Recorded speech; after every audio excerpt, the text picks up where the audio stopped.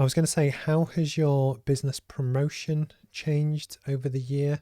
Like you mentioned TikTok, I've never even approached that yet, but I do. Well, my streaming, I'm now a lot more. I do a lot more. I do kind of multiple times a week. I send Yeah. it to Twitch, LinkedIn, multiple Twitters, Facebook, YouTube, and then repurpose a lot of the content as a podcast. Yeah, chop it, change it, put little clips out and stuff. I've seen what you do. It's great stuff, man. I And need to do more of that. Like, I always did post on them all. Like, I've been posting on TikTok since it had a different name, you know what I mean, like years ago. So I remember speaking to people about it because when Garyvee started talking about it a lot, about what, 2 or 3 years ago. because that was my So next that, question. I was going to ask oh you, yeah, do you still watch the Garyvee stuff? I honestly don't. I don't either. And the reason being, I know what he's going to say anyway. Yeah. And because it just like I think maybe I might watch one a month compared to 10 a day. You know what I mean? Like, if I see it, I don't seek it out anymore because a lot of the things he says he's repeating himself. So it's imprinted in my brain now.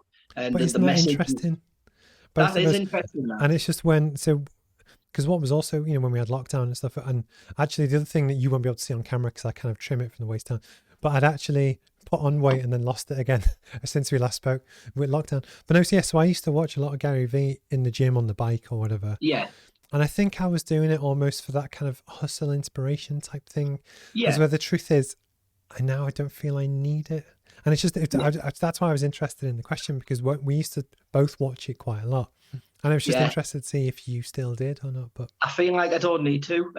One of the ways that we've changed in terms of promotion is we've got a lot more visual stuff, and I mean physical items, like when we're at the markets and stuff. So just little things like banners and tablecloths and just like pop-up stands, all Roma banners and stuff like that. mhm. So it's just so that when people are at the farmers market now, I used to literally rock up with 2 big bags of spices and some chalkboards, and now it's a little bit more. I wouldn't say it's more sophisticated, but there's a few more trips to the car before I'm fully set up. You know. Because I must do you take pride in what you do? Because it's one of the things that, I think you've got to like it.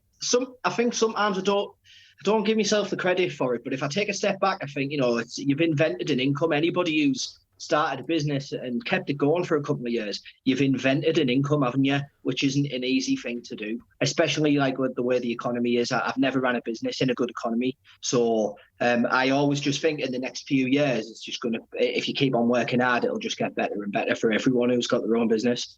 I was in the Metro Centre yesterday and I bought some Christmas cards off a local. Again, last time you talk about buying local, buying independent, whatever. Anyone that's willing to put themselves out there, even if it's a side hustle where you earn, Yeah, well, nothing, 10 quid a month, whatever. It does take balls to do it. It's a lot of effort. But then likewise, I think I try and take pride in what I do and almost I care yeah. a lot about what I do. And I just think it's a really interesting kind of just thinking about how people's businesses change.